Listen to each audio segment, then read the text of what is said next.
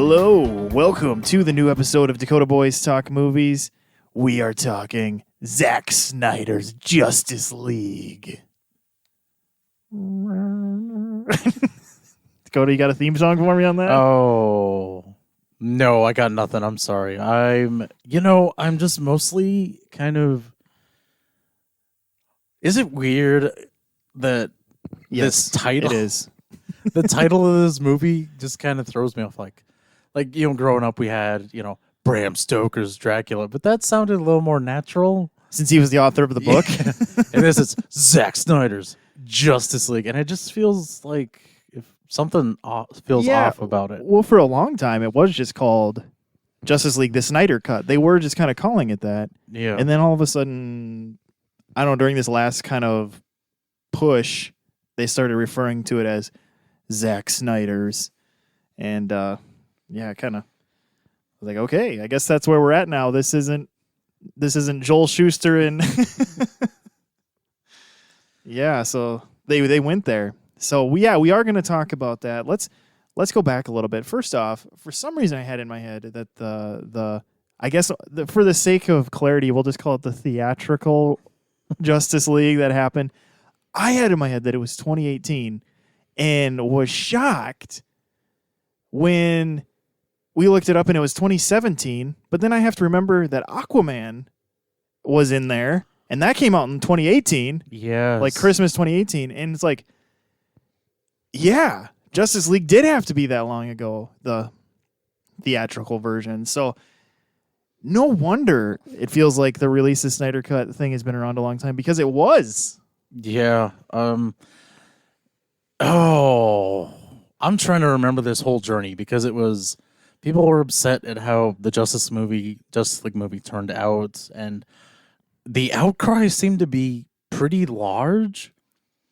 Yeah. I remember being a little shocked because... Especially, obviously within the nerd communities, like, Soccer Mom and guy who just goes to a movie every weekend, they weren't quite as, like, up in arms about it. Yeah, and it was interesting in a way because I remember thinking, man, maybe if Zack Snyder had gotten to do his movie, it'd be a little better. Maybe, we'd at least get some great action scenes instead of the Justice League kind of just tripping over themselves and getting knocked down. Yeah. Awkward winks at each other and things like that. Yeah. Humor from the 90s. Yeah. Leftover bits that never got used in Buffy or Angel or something.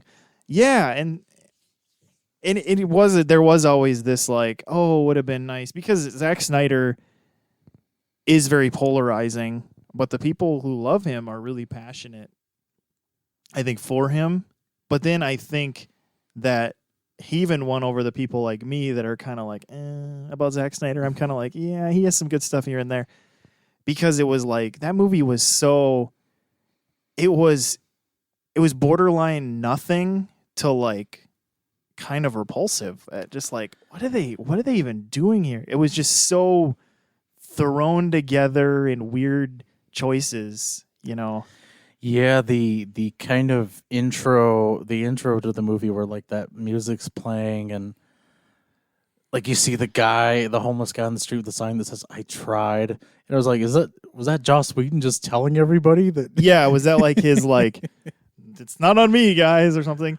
But it felt so disjointed from the beginning. And yeah, and then he brought in Danny Elfman, and they were kind of recycling Batman 89 themes and Superman 78 themes, and it was just like anything to get it done is what it just felt like, and get something out there.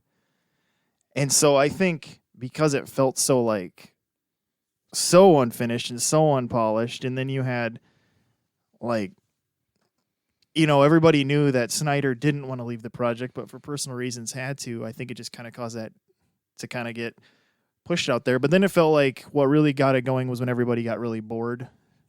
Like, people just had more time on their hands, and then all of a sudden there's more of a push. And then it felt like once it gained a lot of steam, then all of a sudden it was like, and I think, let's put all the cards on the table. I think Warner Brothers was just looking for something they thought would gain them subscribers to HBO Max, and they thought maybe this could be it.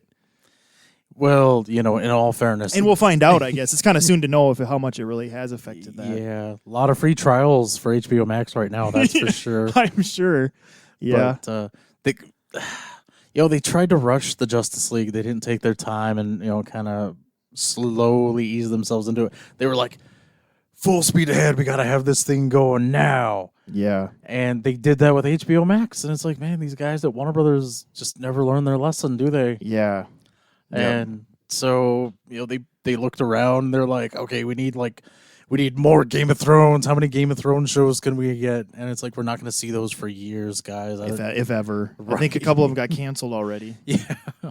Of course, this year we'll be seeing the Matrix sequel, which seems awfully quick considering it was just announced a year ago. Yeah, it's like a sequel or like a parallel story or a meta story. Some people are thinking it could be even meta, where Keanu Reeves is playing himself in a sense, and so nobody knows what's happening there. And honestly, with the way the Wachowskis' ideas are these days, especially, who knows what's going to happen with that thing? Yeah, I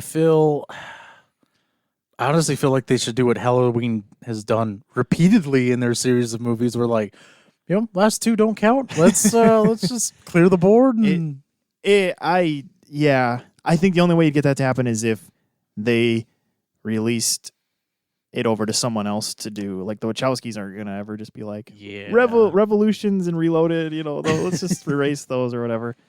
But yeah, we'll kind of get us like a little prologue thing here and kind of work our way now into specifically talking about Zack Snyder's Justice League. Now everybody knows that this was possibly going to be a 2-part movie when originally they were making it, and then it was going to be a couple more Justice League movies, just continually building the Justice League, going to something bigger. It's hard to say if we're going to get that now. You could say just probably not, or they're going to go a different direction just because how things have gone now over the past 4 years.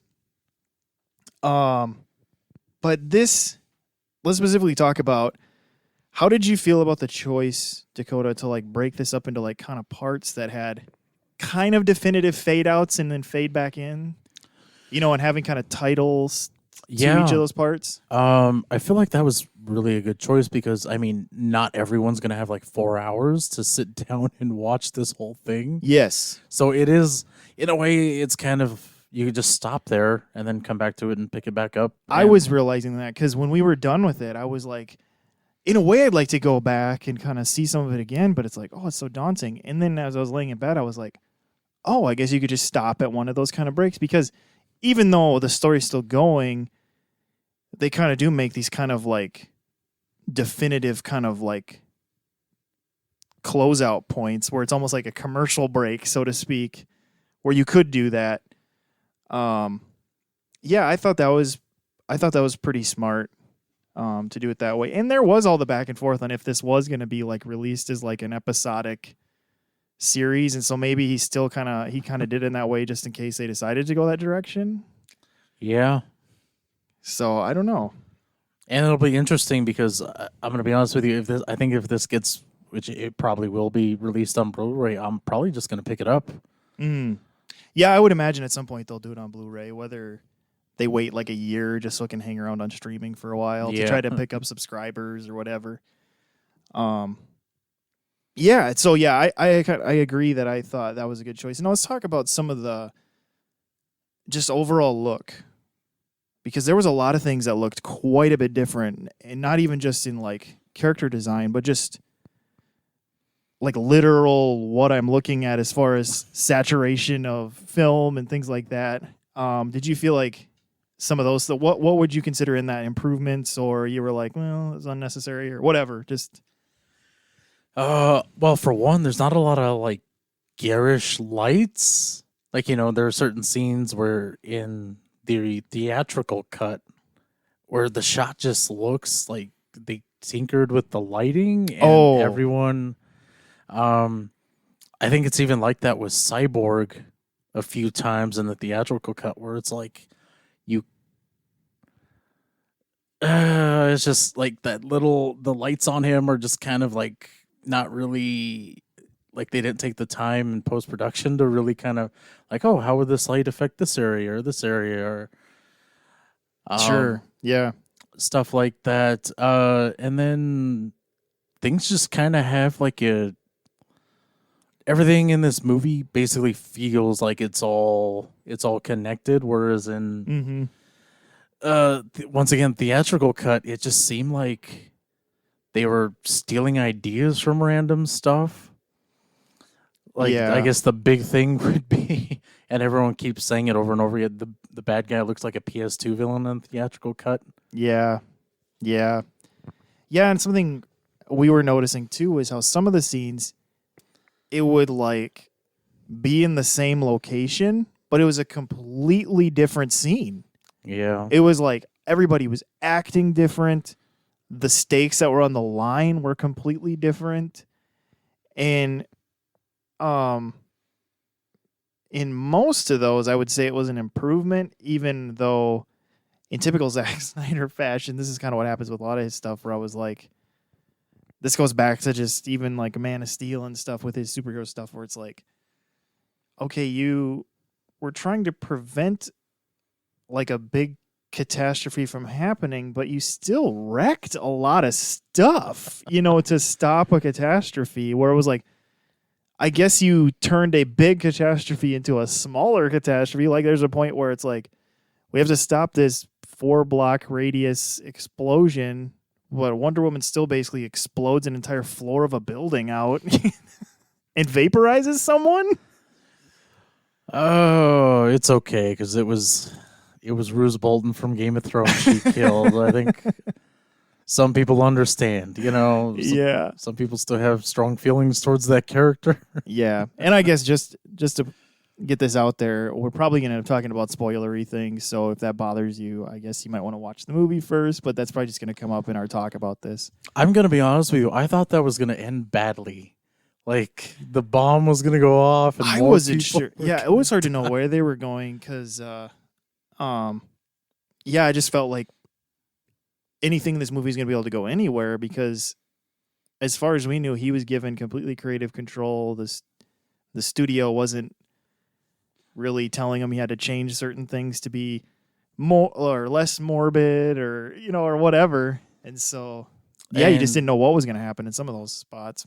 Yeah, I think the thing being a huge fan of these characters for a couple decades is the biggest part I loved about this movie. And there were parts that I thought were great, like just jaw-droppingly epic. Every superhero in this movie has a handle on their powers, Mm-hmm. which, man, and they all looked good and they knew how to handle themselves. And I'm like, this really adds to the movie. It makes you root for these people because we really didn't see it in the Wonder Woman movies, but Wonder Woman is actually capable of moving at super speed. Yeah. Yeah, that was really cool. The ways they used that in this Yeah. movie were like pretty great. And yeah, the Flash is actually the Flash. He's not some guy who's just like, well, I have a costume and I push people down and run away. And Yeah, because that I struggled with that in the theatrical one where it was like he didn't know what to do or something, and then Wonder Woman's like, just I can't remember what she says to him, like this little pep talk, like just work on saving one person. It was kind of one of those like little cheesy things, and then he's like, oh, I get it now or something, but he was still kind of like not great. Whereas in this, you see like he's he's confident within his usability, and also you just see like Flash and Cyborg have things to do in this cut. Like Yeah. their stories aren't just completely like hacked down. In fact, what I thought was interesting about this, I was realizing that it feels like Aquaman was the least like his story beats were almost like probably the lowest on the list in this kind of. Yeah, I think the general consensus was he had a movie coming out within, it had to have been a little over a year. Yeah. So I think they were just kind of like, yeah, we're going to let them do the heavy lifting. He's just going to kind of be here, be the muscle of the team, essentially. Yeah, because you realize in this that they were doing things with how the Atlanteans function that they completely change in the Aquaman movie. Like every time they talk in this movie, you know, they have to go into like an air bubble to talk to each other. Whereas in Aquaman, they're just talking underwater. And Willem. Willem Dafoe, yeah, he looks totally different with like weird long hair. So I really don't want to talk about this actress, but we have to kind of address something. Why does Amber Heard sound so different in this movie as opposed to Aquaman? I don't know. It's like she had an accent. Like, but it was Yeah. like it was like this noticeable trying to do something accent. And I know I was gonna ask you about that because I was like, I don't remember this thick of an accent in Aquaman. No, she didn't. She was just using her regular speaking voice in Aquaman. Yeah, it was, and so yeah, it was just, and that's one of those things where, like this whole thing was promoted is like we're seeing the original vision of Justice League, and so I guess yeah, they still weren't sure how all the Atlantean stuff was gonna go, but Yeah, just throwing it out there, especially in the scene, the nightmare scene that has been talked about a lot. She's in that, and it's especially noticeable there because she has more of a presence there, I guess. yeah. Yeah, I was just kind of noticing that, but it probably was that they just knew his movie was coming out and they were trying to like hold back a little bit there. Because what you do realize, like in this original, what's supposedly his original vision, although we can probably assume that he maybe learned from some mistakes also, that Cyborg is really, he's not the like necessarily like carrying the movie on his shoulders, but his story beats are really pivotal to this cut of the Justice League, to this original vision. Yeah, and here's the thing: not just that, but you really feel for him throughout this whole movie. Yeah. And here's something that as a comic book fan, I've kind of, as you're reading this stuff, you kind of think to yourself, man, what would I do in that situation? There's a moment in the movie where that actually happens. Like, man, if you could do some of the things these people do, would you kind of tip the scale a little bit more in the balance of the needy, the people who are downtrodden? And in a way, I was like, because Superman is like the guy on the pillar, the guy you look up to, like, man, I wish I could be him. Yeah. But there's the greater superhero comics was like, what would I do if I was in those shoes? And there's a moment like that with Cyborg in this movie, and I was like, man, that really got to me, and I liked it. Yeah, there was some, where you're just, like you said, you're feeling for him. I mean, he's essentially like a RoboCop cop type character. Like he didn't ask for this. It just kind of happened, and he's having to come to grips with, am I going to be able to accept this new reality? What does this new reality mean? And all those things. And so you really do kind of go on that kind of emotional journey with him in that way. And back to his part of the story, his dad has such a more fleshed out role. Yeah. And kind of just back to what Steven said, spoil it for you, he does die. I mean, Zack Snyder said basically he was going to die when it was announced this movie was coming out, so that's not really a spoiler, but in the end, there's a really heartfelt moment. Yeah. And man, this movie just had such genuine parts like that, and it's like, this is just miles and miles above the theatrical cut. Right. Yeah, we saw a lot of what he was going for and what could have been, really. Let's talk about some of the additions. Now we have more Silas Stone, like you were just talking about, which is Cyborg's dad. We have more of the dark side kind of backstory. We have a really sweet flashback to the first time Darkseid came to Earth. Yes. That scene was awesome. I'm just going to throw that out there. Just seeing like David Thewlis just being Ares, just huge over everybody, was pretty sweet. Zeus himself looked like just cool as he could possibly be. Like, the dude was just jacked, and he's wearing like a lion's pelt on his back, and his hands were like just glowing lightning. Yeah, he just was like throwing lightning from his hands. And I'm like, man, this makes the God of War Zeus just look like a punk. Yeah. Like Kratos ain't taking down this god. Yeah, it was what they did was there was this whole scene where Wonder Woman is explaining the first time Darkseid tried to come and wipe out Earth, and how all of the civilizations and peoples of the Earth kind of banded together to stop him, and she's like, it's been done once before, is basically what she was getting at. And so there's this epic scene of just like, you're seeing kind of Mongol-y type humans working with the Atlanteans before they had ascended into the sea. The Amazonians, like we mentioned, Zeus and Ares are there with this whole thing going on. And am I missing anybody? Who else was there? Oh, there was a Green Lantern there. Kind of had a cool moment with one of those. Interestingly enough, it's not the one we saw in the theatrical cut. It's a completely different one. No, it's different, but man, yeah, that was just cool. And then the way they just did that whole scene with how they took down Darkseid was just so cool.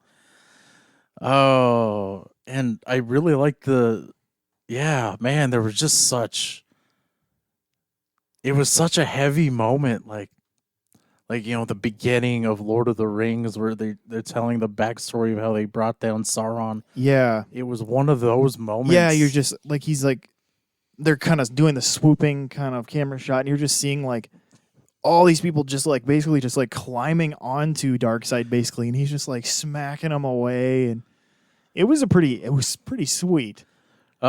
If anything, I guess I was underwhelmed by the amount of Greek gods there, because I think you see Artemis, the goddess of the hunt. You don't see Poseidon. You think Poseidon would have been there. Yeah, there wasn't. Or at least his son Trident.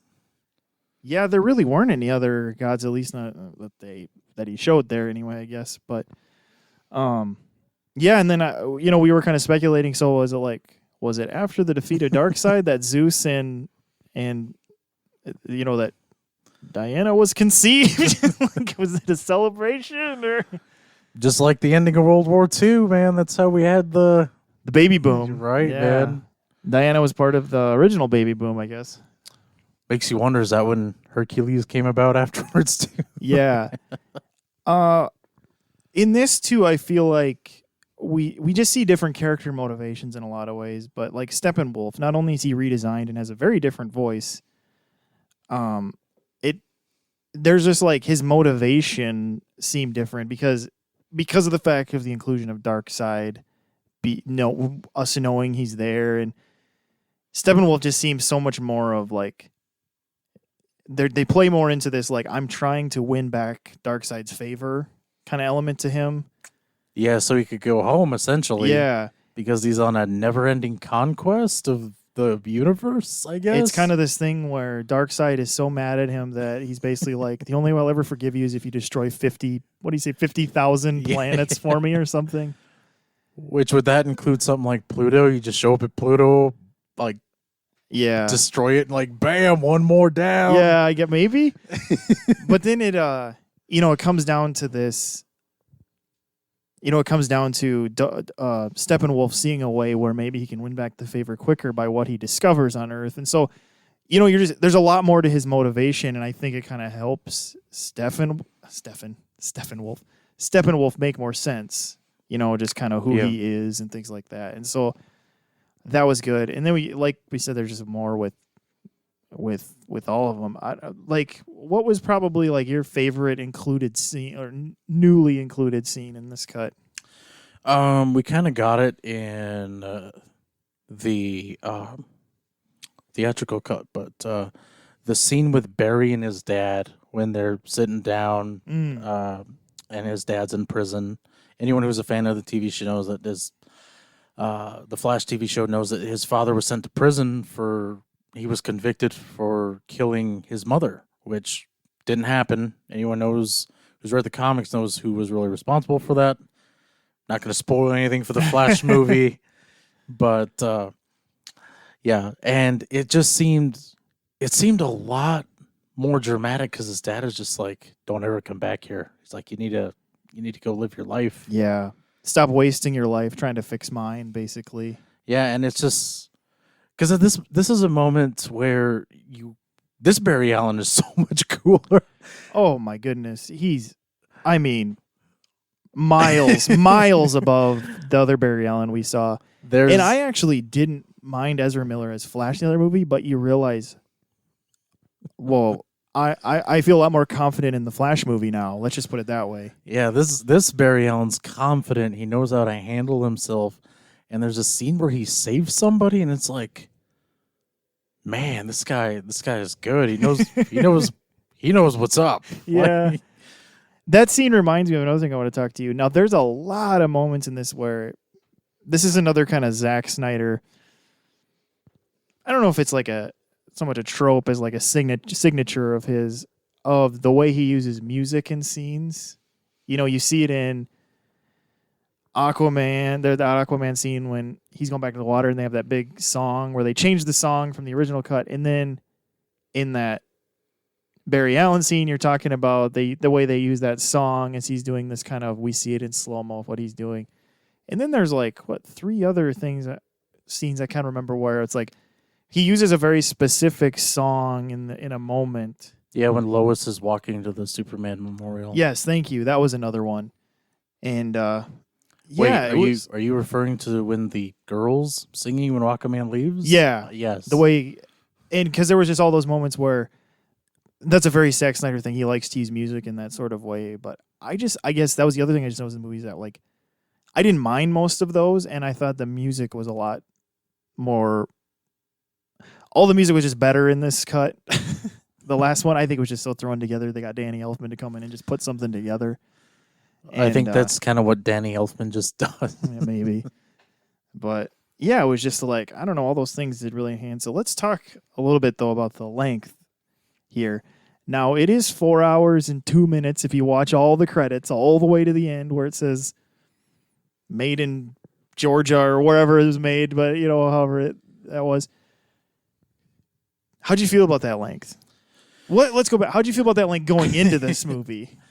Oh, I thought this was gonna be like a real beast of burden. Like we're gonna slog through this to get to the end. I was feeling the same way because I'm just like, I know there's going to be elements in here that are going to be interesting and things, but it's still 4 freaking hours. You know, like our parents had to do walking to school 12 miles uphill in the snow. It's got to be Yeah. done, but we're gonna do it. Because I mean, I've been to a 4-hour movie in theaters that had a 10-minute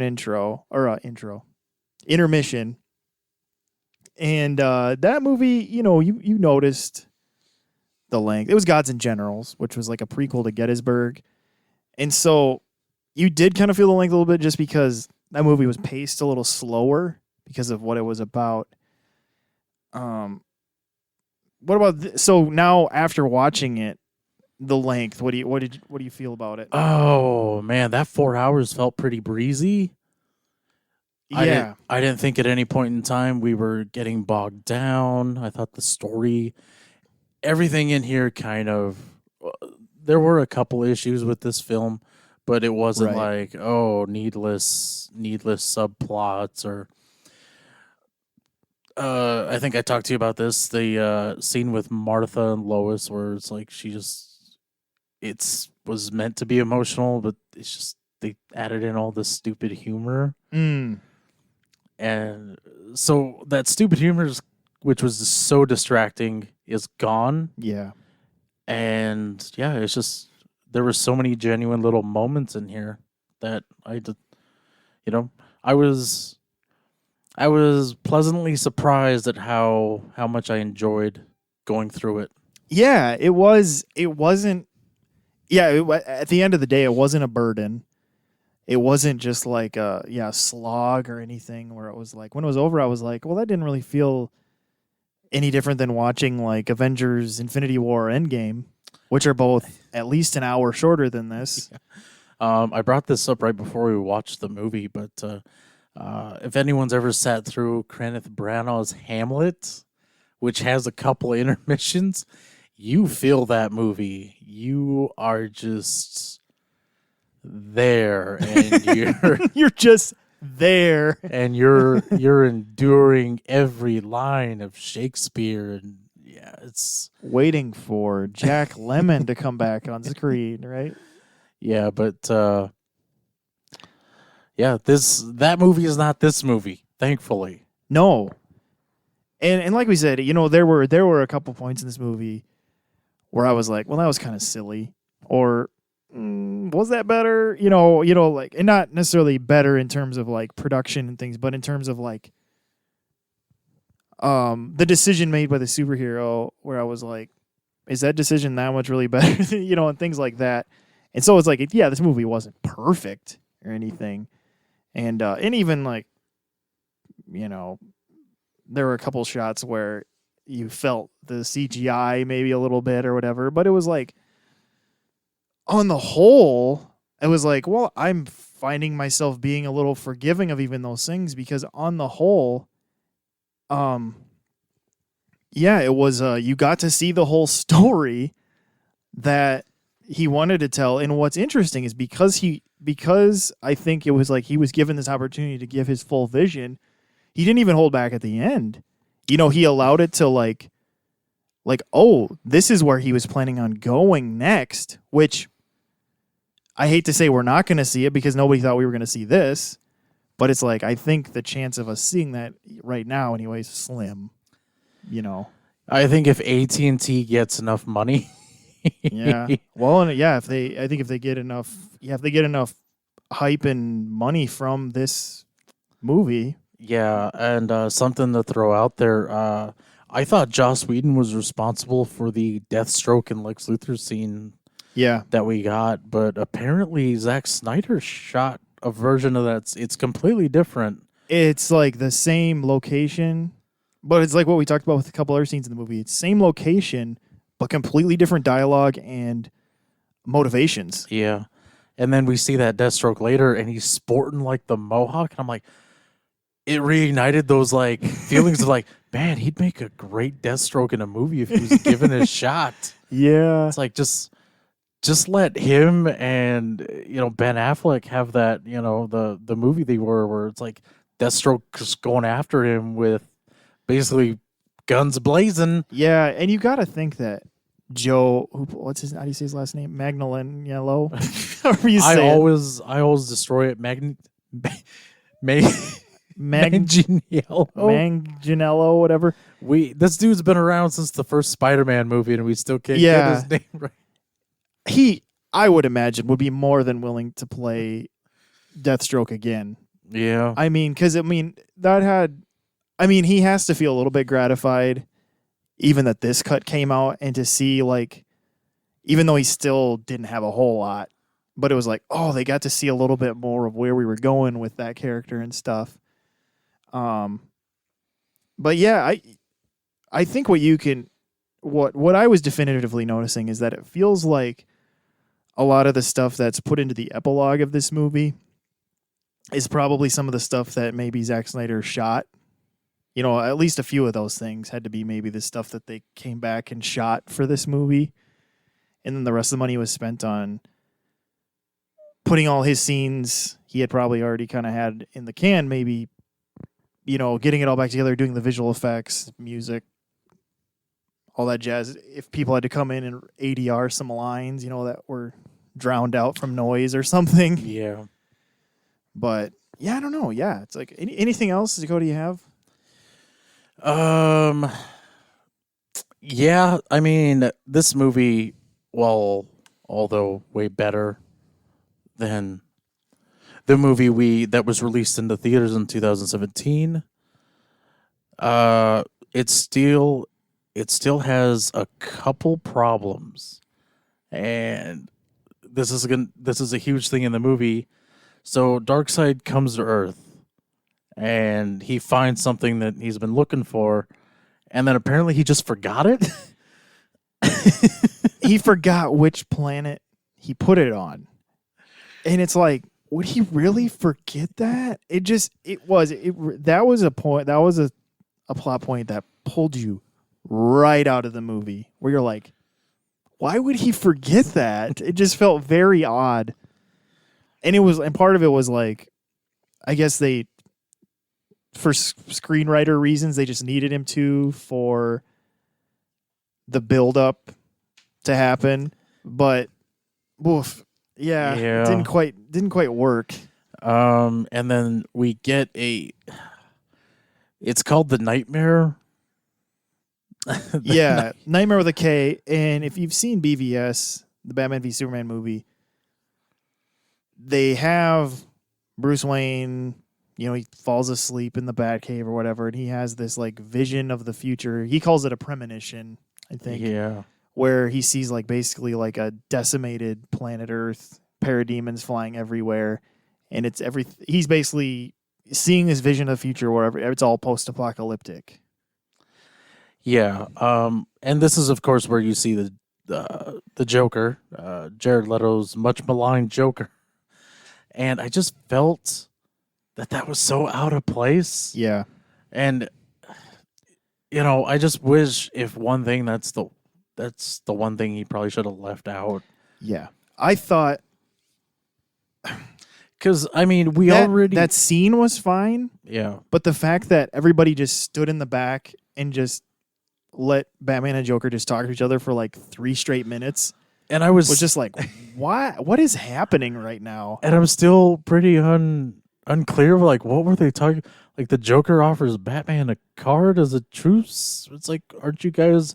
You're traveling together in a post-apocalyptic wasteland, aren't you already? I know, it was really have a strange. And it truce? was like, if the truce is over, tear the card in half or something. It was like, what is going on? And did you notice he was wearing like the gloves you'd wear if you wash dishes? Yeah, he was wearing these strange like kitchen rubber gloves, and it was like, what is he?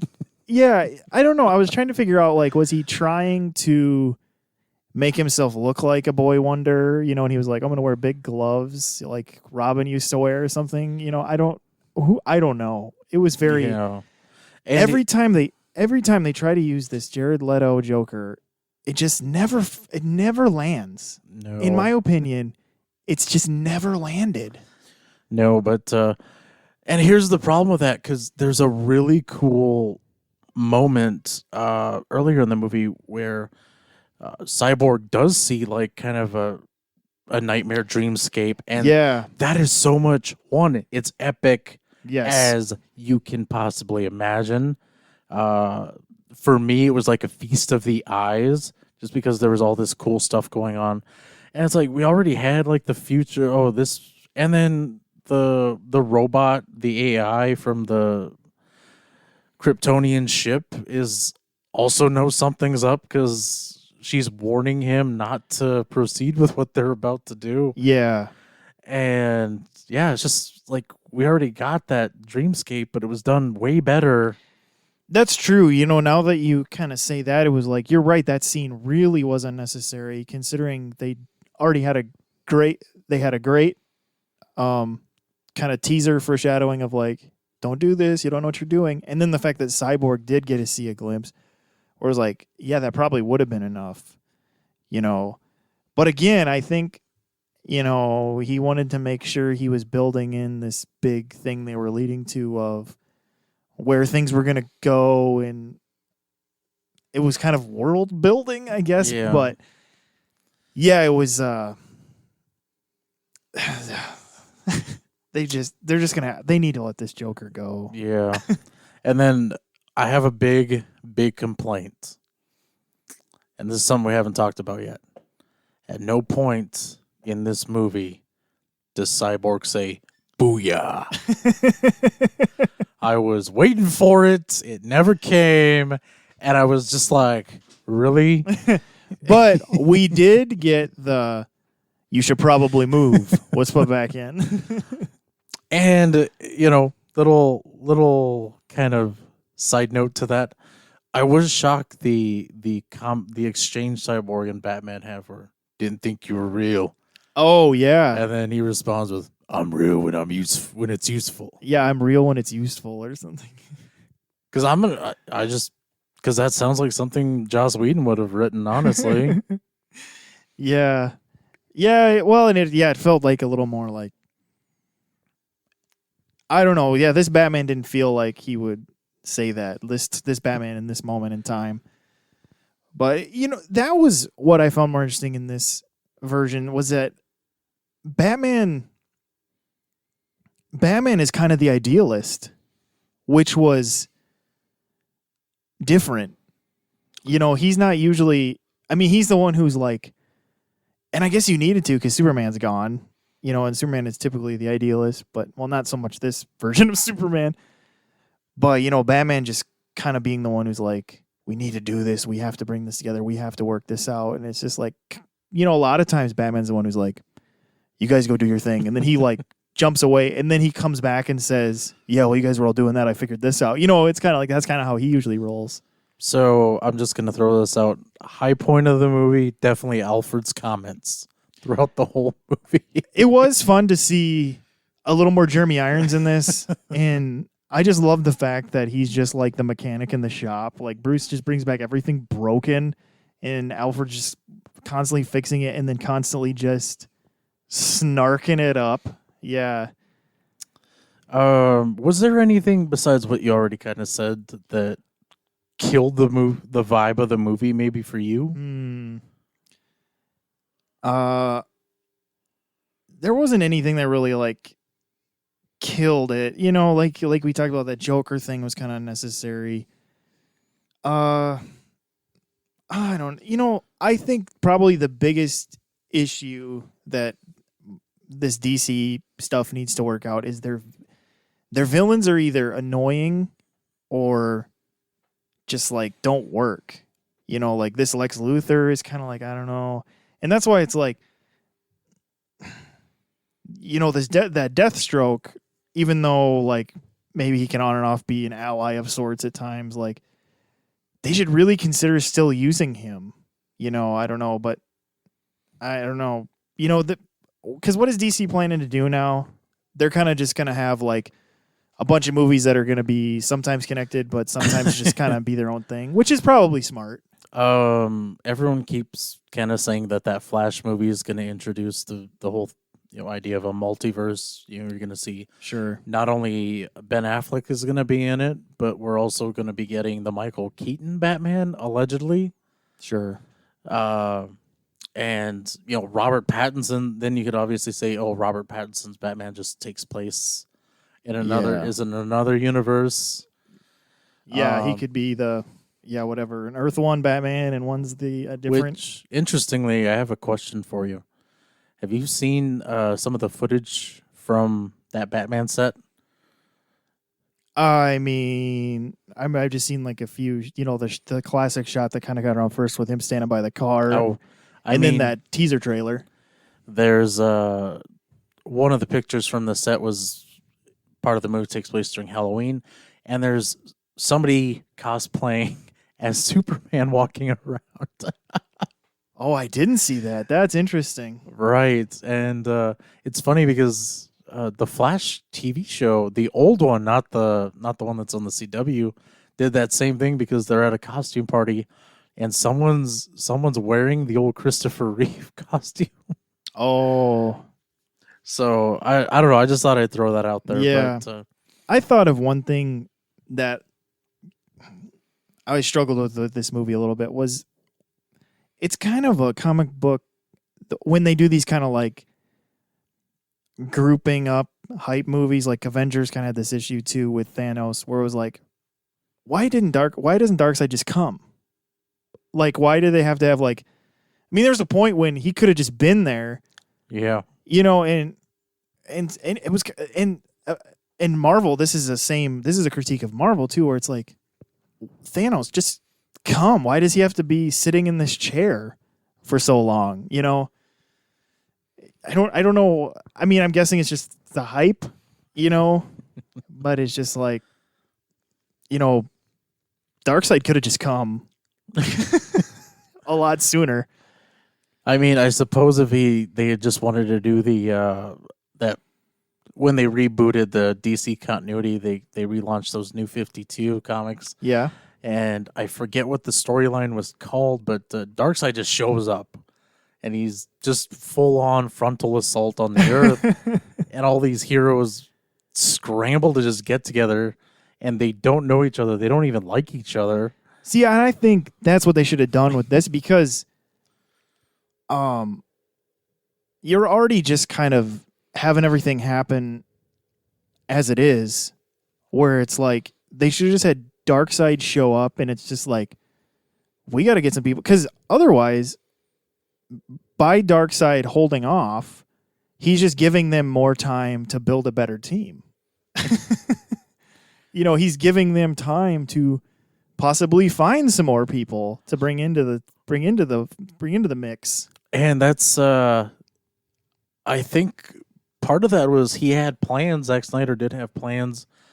It's referenced in, they're going to use Wayne Manor as the Hall of Justice, and yeah, that was cool. Yeah. I liked that scene. And he says, "Oh, just enough room for 6 chairs, more if we need them." And that Darkseid Apocalypse kind of stole some of like the concept work for some of Zack Snyder's sequel when they made that movie. Oh, And I think one of the things they took might have been like all those heroes just standing there listening to Superman, like, we gotta go after Darkseid on his own soil, we gotta take him out like strategically, like a knife, like a scalpel going in, And I think maybe that was his plan, just kind of pad the roster, and that would have been more epic, but at the same time kind of worse because the mission ends terribly. yeah, right. Which is why Earth goes down the toilet. Right. Yeah. But sorry. Go ahead. There are 2 other DC superheroes in this. They don't show up in costume, and it's not implied that they have powers, but there's a character named Ryan Choi who eventually becomes the Atom, and then I can't remember his name off the top of my head, but there's a cop that kind of interacts with Jim Gordon, and that's supposed to be the Spectre. So yeah, just kind of nice little nods. And they give some more kind of notice to Martian Manhunter. Yes. Too. Which everybody, I think it goes back to Man of Steel. There was a character that was like, I think that's supposed to be Martian Manhunter, right? Doesn't that go back to Man of Steel? Yeah. Yeah, because he's in that. And so, yeah, they kind of play with that a little bit more. And so you kind of do see where these things could have been going and kind of what they did with the Ryan Choi, where they're like, you're going to be in charge of this nano division, wink, wink. And yeah, there was actually 2 nods to the Green Lanterns in this. Yeah. The sequence that we talked about. And another one apparently you missed. Yeah, I did miss that one. Yeah, like I think it was one of those things where you kind of looked away, and it was one of those like look away and you miss it moments, as it was.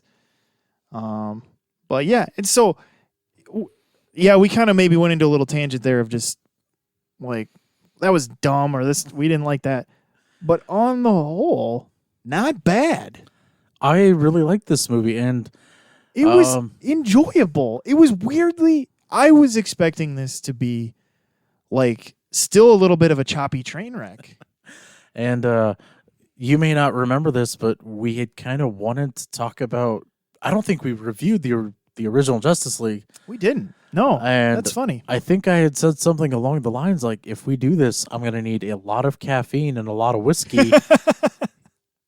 One, to just cope with what was on screen. Yeah. And what's funny is I rewatched Batman v Superman, the Ultimate Edition, which honestly wasn't that much different. That movie is still kind of oof. You do need something a little stronger to get through that, just because it was just like, what are you doing? Yeah. There were so many better choices made in this movie that I think what we're seeing, and here's one of the biggest positive things, that we sit here and we say, this was so much better than what they released. And I hope that like these studios are learning that maybe they should back up and allow these directors who have these ideas to maybe to trust them a little bit. If you're going to hire them, trust them a little bit. Marvel learned that the hard way, and then they finally did start trusting their filmmakers more. Guess what? The movies got even though the movies before Age of Ultron, there's some good ones. Think about how much better they got after Age of Ultron. You know, I hate to be that guy, but I think I should just say, you know, kind of be careful what you wish for, because J.J. Abrams is making a Superman movie. But I'm not saying like you just hand over the keys to the kingdom. Yeah. What I'm saying is there might be a few times where when the director says, "Can you just trust me on this one?" where these studio heads maybe a few more times than they are right now need to go, okay, and at least allow it to get to the screening stage. Yeah. Because I think they're just kind of like, it's like, why are you hiring these? Like in terms of J.J. Abrams, like if you're having all these concerns, why'd you hire him? Yeah. Because part of me is thinking, like, I don't know if I want a J.J. Abrams Superman movie, honestly. And I kind of like J.J. Abrams. Yeah, but and so just kind of going back to David Ayer, like this dude was under pressure. I'm surprised he wrote a script in the time he was given, which allegedly was like 13 weeks. Something crazy. Yeah. And it's like, man, I would. That's like it's like asking to trust like a dentist to work on your mouth who's only had like 13 weeks of schooling. Like, yeah. And and the hope is always maybe they did, because it sounds like James Wan is firmly in control of Aquaman. Yeah, and I think that movie was better for it. Yeah, even though again, it's not perfect, it's better for it. Yeah. Speaking of another James Gunn, apparently they basically greenlighted all his ideas and kind of stoked for that movie. Honestly, well, and I think that was a case where they saw him get a little more of the reins at Marvel, and people liked what he did. I mean, we've barely seen anything about a joke character like the Peacemaker, and everyone's stoked to see him on screen. Yeah. Yep. So, yeah, I guess that being said, out of 5 mother boxes, Dakota, I had to think of what we were going to use for this one. I decided on mother boxes, since that's still a big player in this movie. Out of 5 mother boxes, how many would you give Zack Snyder's Justice League? You know what, man? I'm going all in 4.5 mother boxes. Wow, 4.5 mother boxes. Yeah, I'm going to give it a 4. If you would have 2 days ago, I would have found it laughable that we'd be saying 4 and 4.5 out of 5 on this movie. You know, I was so nervous to watch this. I'm like, what if it sucks? I know, because I'm sitting here thinking like, oh man, we kind of committed to like reviewing this, so we kind of have to sit through it. And then a part of it is like, then the whole kind of outcrying was for nothing, and it was all our hopes and dreams were about as worthless as the dirt on the ground. Yeah. But again, it was fun. I mean, it still was a little DC grim, but it was still a really good movie. And honestly, didn't feel like it was any grimmer than most DC comics you read nowadays that involves Batman and, some of these characters. And so I'd say it's on par with what you'd expect from the comics, as far as like, oh, why is it so dour or something, I mean, it didn't leave us in kind of the rut that the Joker left us. So yeah, that's true. I guess now that's the gold standard for grim movies. Yeah, maybe. But yeah, but we'd love to know what you thought of this movie too. And so let us know, did you like it? Did you hate it? Did you say, I didn't really see any difference between either, like I felt like they were just the same movie. One was longer, whatever. We'd love to know. So let us know. Yeah. And if you hate this movie just for the aspect ratio alone, really, what's going on, man? Yeah. Is everything okay at home? Yeah, we didn't talk about that. But honestly, I felt like after about 10 minutes, I kind of forgot about it. Yeah, I was a little apprehensive when I saw that, but I just... You just start watching, you don't think about it as much. It was kind of a 4:3 tall screen setup to it, but whatever. You kind of let it go. So, but yeah, like I said, love to know what you thought. And Where you can do that is YouTube, Facebook. Find us in all those places. We're just the Dakota Boys Talking Movies. So if you subscribe and like and all those things, we'd love it. Leave some reviews, suggestions, any of that stuff. We love it. We can handle it. I hope. So anyway, thanks for listening to this episode on Zack Snyder's Justice League. This is Steven. This is Dakota. We'll catch you next time.